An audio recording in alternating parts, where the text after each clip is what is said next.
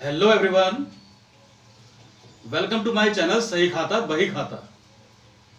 Students, in this video I am going to summarize the accounting procedure in case of dissolution of a partnership firm. Students, इस video में हम ये समझेंगे कि dissolution of partnership firm के case में कौन कौन से अकाउंट बनाए जाते हैं और वो अकाउंट्स किस तरह से क्लोज होते हैं और किस तरह से उनका सेटलमेंट होता है।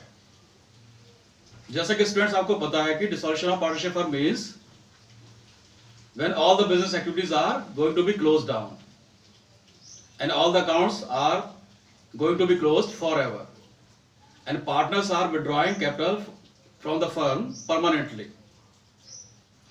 तो स्टूडेंट, जैसा कि आपको पता है कि डिसॉल्यूशन ऑफ पार्टनरशिप फर्म के केस में फर्म की सारी बिजनेस एक्टिविटीज क्लोज हो रही हैं, बंद हो रही हैं और सारे अकाउंट्स भी सेटल हो रहे हैं, बंद हो रहे हैं हमेशा के लिए और पार्टनर्स अपनी कैपिटल को विड्रॉ कर रहे हैं फर्म से हमेशा के लिए। फर्म की एसेट या तो सोल्ड हो रही है या फिर कोई पार्टनर्स को टेक ओवर कर रहा है। तो स्टूडेंट्स, इस वीडियो में हम ये समझेंगे कि कौन कौन से अकाउंट्स इस केस में हमें बनाने हैं डिसॉल्यूशन ऑफ पार्टनरशिप फर्म के केस में और उनको किस तरह से स्टेप बाय स्टेप बंद करना है, सेटल करना है।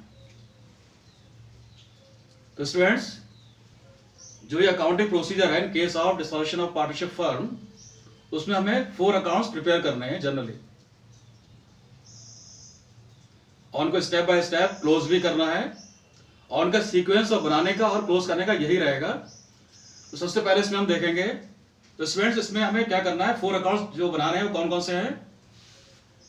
रियलाइजेशन अकाउंट सबसे पहले बनेगा और सबसे पहले बंद होगा। उसके बाद अगर किसी पार्टनर ने लोन दिया है फर्म को तो उसका अकाउंट भी बनेगा। तो दूसरा अकाउंट कौन सा हो जाएगा, partners loan account. Third account हमें क्लोज करना पड़ेगा पार्टनर्स कैपिटल अकाउंट, जो जनरली बनता ही है।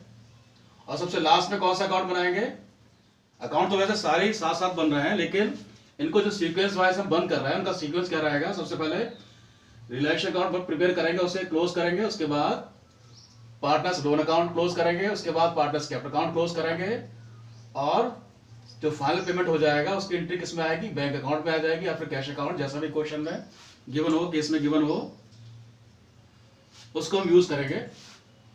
तो सबसे लास्ट में कौन सा अकाउंट क्लोज करेंगे, बैंक अकाउंट या कैश अकाउंट। तो स्टूडेंट, सबसे पहले हम देखेंगे रियलाइजेशन अकाउंट। तो student, in case of dissolution of a partnership firm, a particular account is prepared for the settlement of assets and liabilities which is known as realization account। तो एक खास तरह का अकाउंट बनाया जाता है इस केस में, dissolution of A partnership firm के केस में, जो बनाया जाता है एक नॉमिनल अकाउंट के रूप में। और ये टेम्परेरी अकाउंट है क्योंकि बिजनेस की एक्टिविटीज बंद हो रही हैं और सारी एसेट्स या लायबिलिटी का पेमेंट हो रहा है और वो रियलाइज हो रही है या फिर उनका सेटलमेंट हो रहा है। तो सिंपल सा फॉर्मेट है रिलेशन अकाउंट का, देखिए इसको ध्यान से। It has 4 column generally, particulars, amount, particulars, amount. इसमें सबसे पहली एंट्री कौन सी आएगी, जो भी बैलेंस शीट में गिवन है सारी एसेट्स, उसमें से वाली एसेट्स हम ट्रांसफर कर लेंगे जिनके बदले में कैश रियलाइज हो सकती है। तो स्टूडेंट, जो एसेट्स होल्ड हो सकती हैं जिनके बदले में कैश मिल सकती है, वो एसेट्स हम ट्रांसफर कर लेंगे रिलेशन अकाउंट के डेबिट साइड में। तो लिखेंगे entry realisation account DR to asset account, यानी कि हमें सारी एसेट ट्रांसफर करनी है to all assets which can be sold. तो जो कैश में कन्वर्ट हो सकती है, कैश में सोल्ड हो सकती है या किसी और रिसोर्स के रूप में सोल्ड हो सकती हैं, उनको हमें यहां लिखना है। उसके बाद बारी आती है सारी लायबिलिटीज को ट्रांसफर करने की, वो लायबिलिटीज जो कि थर्ड पार्टी लायबिलिटी है, जो फर्म ने एक्सटर्नल लायबिलिटी क्रिएट करी है, किसी आउटसाइडर से अमाउंट ली हुई है, वो लायबिलिटी कहां ट्रांसफर करनी है, क्रेडिट साइड में ट्रांसफर करनी है, रिलेशन अकाउंट के क्रेडिट साइड में। तो इसको मेंशन करेंगे बाय ऑल लायबिलिटीज, और क्या लिखा हुआ है, external liabilities to be paid in cash, यानी कि वो थर्ड पार्टी लायबिलिटी जिनका पेमेंट हमें कैश में करना है जब फर्म बंद हो रही है, यानी कि डिसॉल्यूशन ऑफ पार्टनरशिप फर्म का केस है, तो हमें सारी वो ऐसे ट्रांसफर करने हैं डेबिट साइड में रिलेशन अकाउंट के, जिनके बदले में कैश मिल सकती है, जो सोल्ड हो सकती हैं, और वो सारी लायबिलिटी ट्रांसफर करनी है क्रेडिट साइड में, जिनके बदले में हमें थर्ड पार्टी को कोई अमाउंट पे करनी है, जैसे कि क्रेडिटर्स हो गए, प्रोविडेंट फंड हो गया, बैंक लोन हो गया। इस तरह की चीजें हमें कहाँ ट्रांसफर कर रही है? क्रेडिट साइड में। तो जिनके बदले में कैश मिल रही है वो एसेट ट्रांसफर हुई, जिनके बदले में कैश देनी पड़ रही है वो लायबिलिटी ट्रांसफर हुई थर्ड पार्टी वाली। उसके बाद कोई एसेट है जिसके बदले में कोई प्रोविजन चल रहा है, जैसे कि प्रोविजन फॉर डेप्रिसिएशन है या फिर डाउटफुल डेट्स का प्रोविजन है, उसको हम ट्रांसफर कर देंगे क्रेडिट साइड में। ये सारी चीजें गिवन होंगी ओल्ड बैलेंस शीट में या फिर प्रेजेंट बैलेंस शीट में। तो हमने एसेट ट्रांसफर करी, लायबिलिटी ट्रांसफर करी, कोई प्रोविजन था वो ट्रांसफर किया। अब सिंपल सी बात आती है कि या तो एसेट का रिलेशन होगा कैश में या कोई पार्टनर ले लेगा। उसी तरह से कोई लायबिलिटी या तो पे करी जाएगी फर्म के द्वारा या उसकी रिस्पॉन्सिबिलिटी कोई पार्टनर ले लेगा। तो सिंपल सा प्रोसीजर देखिए, सारी लायबिलिटीज में से किसका पेमेंट हो रहा है, तो पेमेंट करते समय क्या लिखेंगे? Realisation account DR to bank. तो एंट्री बन रही है, हम टू बैंक लिख रहे हैं या टू कैश लिख रहे हैं रिलेशन अकाउंट के डेबिट साइड में। जब भी कोई पेमेंट करेंगे तो चाहे वो रिकॉर्डेड लायबिलिटी हो, अनरिकॉर्डेड लायबिलिटी हो या कोई एक्सपेंस पे करना हो, तो हमें क्या लिखना है? टू बैंक या cash. Any payment for recorded और अनरिकॉर्डेड लायबिलिटीज और एक्सपेंसेस। तो फर्म ने कोई भी अमाउंट पे करी तो हमें लिखना है realisation account DR to bank या कैश, यानी कि हमें रिलेशन अकाउंट में लिखना है बैंक अकाउंट टू बैंक या टू कैश, चाहे हमने कोई लायबिलिटी रिकॉर्डेड पे करी हो चाहे अनरिकॉर्डेड पे करी हो। अगर कोई रिस्पॉन्सिबिलिटी ले लेता है पार्टनर किसी लायबिलिटी की, तो उसके कैपिटल का नाम लिखेंगे, उस पार्टनर का नाम लिखेंगे, उस पार्टनर्स की कैपिटल का अकाउंट लिखेंगे। तो क्या लिखेंगे? To partners capital account. तो फर्म ने पे किया तो करेंगे टू बैंक या टू कैश, उसकी जिम्मेदारी किसी पार्टनर ने ले ली तो लिखेंगे टू पार्टनर्स कैपिटल अकाउंट। और ध्यान रखेंगे for liability taken over by the partner to pay for a liability expense and his remuneration payable to him. तो पार्टनर ने कोई लायबिलिटी ली है, कोई पेमेंट करने के लिए किसी लायबिलिटी का या किसी एक्सपेंस को चुकाने का, या उसने सारा कुछ हिसाब किताब देखा है और उसके बदले में उसको कोई कमीशन मिल रहा है या रिम्यूनरेशन मिल रहा है, तो उसके लिए भी पार्टनर्स कैपिटल अकाउंट क्या होगा? क्रेडिट होगा। और रिलेशन अकाउंट क्या होगा? डेबिट होगा। तो हम क्या लिखेंगे? To partners capital account for liability. एक बार फिर से देखिए, for liability taken over by the partner to pay for a liability expense and his remuneration payable to him. तो यानी इसको जो रिस्पॉन्सिबिलिटी ली है उसने, उसके पैसे या फिर उसको जो कमीशन वगैरह मिल रहा है उसकी अमाउंट यहाँ पर शो करनी है। तो पार्टनर ने लायबिलिटी ली थी तो इस साइड में लिखा, पार्टनर ने कोई एसेट ले ली तो हमें लिखना है रिलेशन अकाउंट के क्रेडिट साइड में। तो इसकी अपोजिट एंट्री आ रही है इस साइड में। और एसेट अगर बिकेगी तो क्या लिखना है? By bank account. लायबिलिटी का पेमेंट करा था तो हमने लिखा था टू बैंक या टू कैश। उसी तरह से जब एसेट सोल्ड आउट हो रही है, उसकी अमाउंट रियलाइज हो रही है, तो हमें मेंशन करना है इसकी अपोजिट एंट्री इस साइड में। तो एसेट बिक रही है तो लिखना है बाय बैंक, और ये पैसे कहाँ जाएंगे? कैश अकाउंट के डेबिट साइड में जाएंगे। बताइए आपको, क्योंकि कैश हमारी एसेट है, इंक्रीज हो जाएगी। तो बाय बैंक और cash any amount received on realisation of recorded unrecorded asset. तो चाहे कोई भी एसेट रियलाइज हुई, बिकी, चाहे वो पहले से पता थी या फिर पता नहीं थी, रिकॉर्डेड थी या फिर अनरिकॉर्डेड थी, अगर अमाउंट रियलाइज हुई है तो हमें मेंशन करना है बैंक अकाउंट में और लिखना है बाय बैंक और या फिर कैश अकाउंट में, जैसा भी केस हो बिजनेस फर्म में। अगर कोई एसेट किसी पार्टनर ने टेक ओवर कर ली है तो उसके कैपिटल का नाम लिखना है, उसका नाम लिखना है उसके अकाउंट का। तो लिखना है bye partners capital account for any asset taken over by the partner. तो पार्टनर ने कोई लायबिलिटी ली थी तो हमने लिखा था डेबिट साइड में रिलेशन के। पार्टनर ने कोई एसेट ले ली तो लिखना है क्रेडिट साइड में रिलेशन के। और ये अमाउंट कहां पहुंच जाएगी? पार्टनर के डेबिट साइड में पहुंच जाएगी, जिसका पार्टनर्स कैपिटल अकाउंट बनाएंगे। ये सारी एंट्रीज हो गई हमारे रिलेशन अकाउंट की। अब जाहिर सी बात है जो एंट्रीज हमने करी है उसका कुछ इफेक्ट आएगा, यानी कि रिलेशन अकाउंट का या तो प्रॉफिट आएगा या फिर लॉस आएगा। और क्वेश्चन में अगर या केस में गिवन है कि रेशियो क्या है पार्टनर्स का, तो उसमें उसके हिसाब से प्रॉफिट को बांटेंगे या फिर लॉस को बांटेंगे। और कोई रेशियो गिवन नहीं होता तो पता है आपको इक्वल रेशियो होता है, बराबर के पार्टनर्स होते हैं। तो सपोज करिए क्रेडिट के टोटल ज्यादा है, क्रेडिट के आइटम ज्यादा है इसलिए टोटल ज्यादा आया हुआ है, और प्रॉफिट और रिलेशन में बांटना है तो क्या लिखना है, टू पार्टनर्स कैपिटल अकाउंट। तो प्रॉफिट हुआ है ऑन रिलेशन तो हमें डिवाइड करना है उनके गिवन रेशियो में और लिखना है टू पार्टनर्स कैपिटल अकाउंट। जैसे रिलेशन अकाउंट के में बांटते थे वैसे ही वही करना है हमें। और बाय चांस अगर लॉस हुआ है तो हमें क्रेडिट साइड में डिवाइड करना है गिवन रेशियो में और लिखना है बाय पार्टनर्स कैपिटल अकाउंट, यदि हो ये फैनी। सपोज करिए दो पार्टनर है तो एक्स वाई को बांट देंगे और कौन सा क्या चीज है कि रिलेशन का लॉस है। तो ये सिंपल सा फॉर्मेट है रिलेशन अकाउंट का। अब हम आगे बढ़ते हैं क्योंकि रिलेशन अकाउंट क्लोज हो चुका है, ऐसा मानिए इतनी एंट्रीज करने के बाद। अब बारी आती है पार्टनर्स लोन की। तो किसी केस में अगर पार्टनर ने लोन दे रखा है फर्म को तो पार्टनर्स कैपिटल अकाउंट से पहले पार्टनर्स लोन अकाउंट क्लोज करेंगे।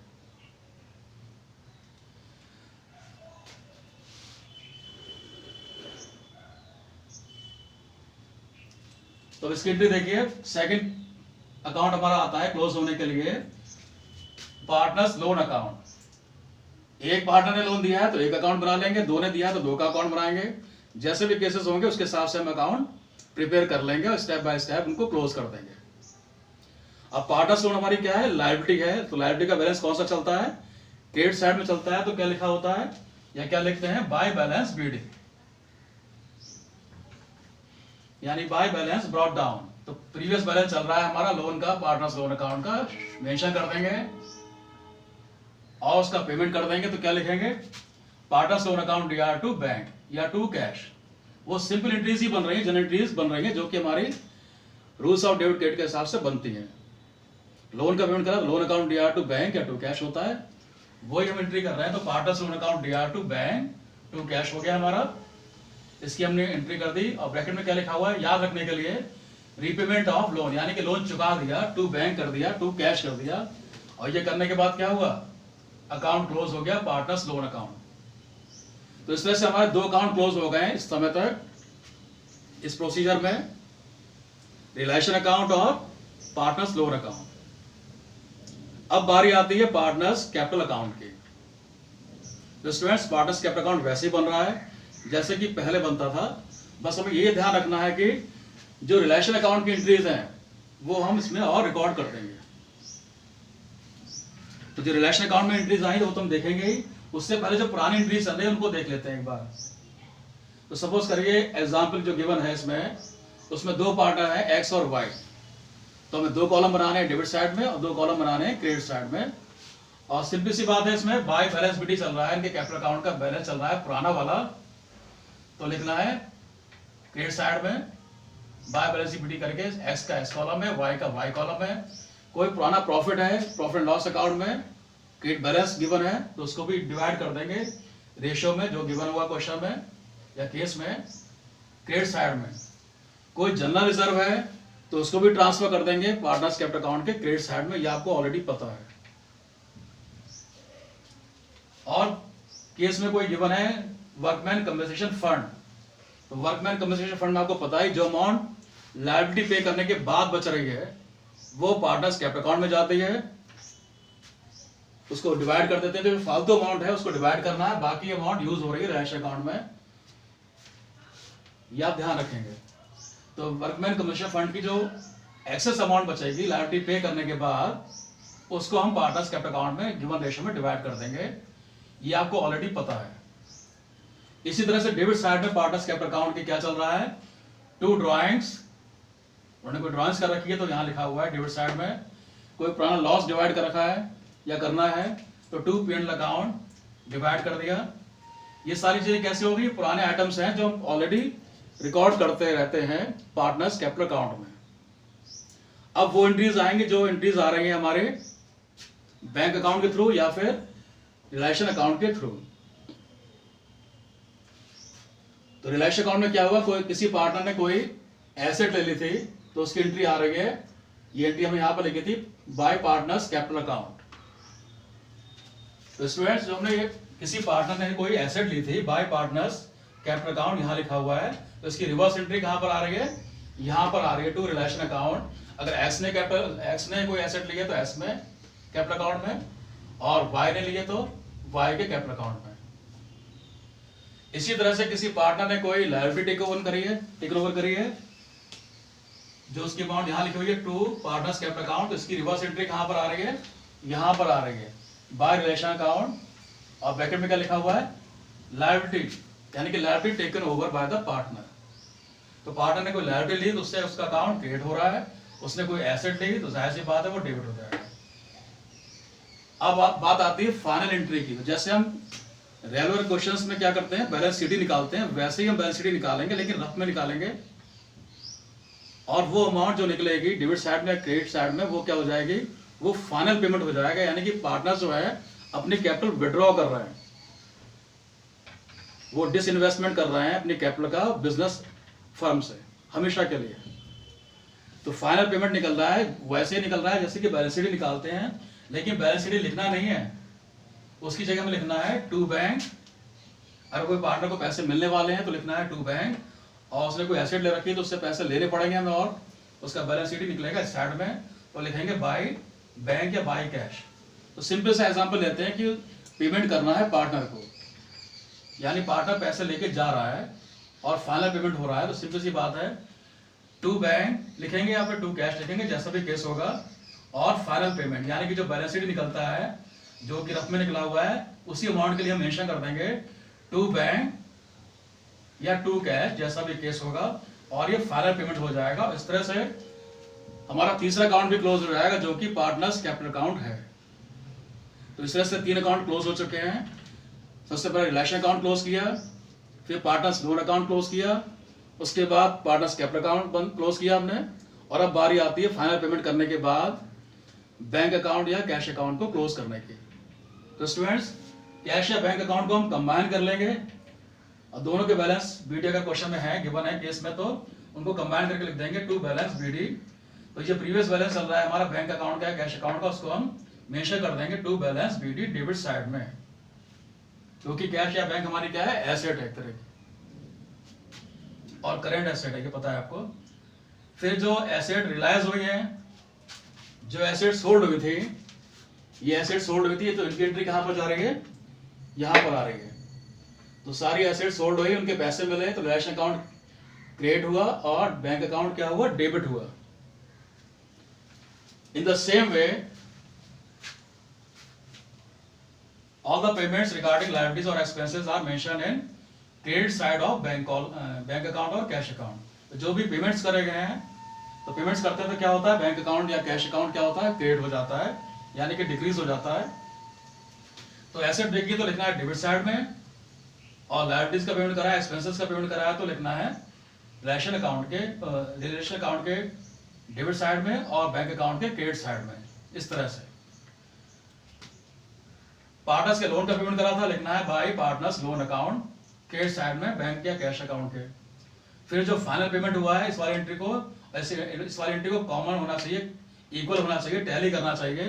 तो जो लास्ट में एंट्री आएगी वो हम क्रॉस चेक कर सकते हैं, जितनी अमाउंट यहाँ पर आ रही है उतनी अमाउंट यहाँ पर आनी चाहिए, और इस तरह से क्या होगा, जितना फाइनल पेमेंट बनता है पार्टनर्स का, वो करने के बाद दोनों साइड का टोटल बैंक या कैश अकाउंट का इक्वल आना चाहिए। इसका मतलब है कि हमारा अकाउंटिंग प्रोसीजर प्रॉपरली सेटल्ड हुआ है और प्रॉपरली हमने किया है। तो स्टूडेंट्स, ये सिंपल सा प्रोसीजर है जो कि स्टेप बाय स्टेप हमें फॉलो करना है in case of dissolution of A partnership firm. यानी कि जब फर्म क्लोज हो रही है, उसकी बिजनेस एक्टिविटीज क्लोज हो रही है, तो हमें किस तरह से अकाउंट क्लोज करने हैं और कौन कौन सी बातों का ध्यान रखना है, वो एक सिंपल सा तरीका है, सिंपल सा फ्लो चार्ट समझ सकते हैं इसको आप। तो पहले हमें ये अकाउंट बनाना है, फिर पार्टनर्स लोन अकाउंट बनाना है, क्लोज करना है, उसके बाद पार्टनर्स कैपिटल अकाउंट, उसके बाद लास्ट में क्या बनता है, बैंक अकाउंट या फिर cash account. Partners loan account compulsory नहीं है, अगर क्वेश्चन या केस में गिवन है तभी हम प्रिपेयर करेंगे, अदरवाइज हमारे ओनली 3 अकाउंट्स ही होंगे इस केस में। तो स्टूडेंट्स, उम्मीद करता हूँ कि आपको बेसिक आइडिया लग चुका होगा कि डिसॉल्यूशन ऑफ पार्टनरशिप फर्म के केस में किस तरह से ट्रीटमेंट करना है, अकाउंटिंग प्रोसीजर करना है। तो इसको आप ध्यान से समझिए, एक बार रिवाइज करिए। Thanks, have a nice day.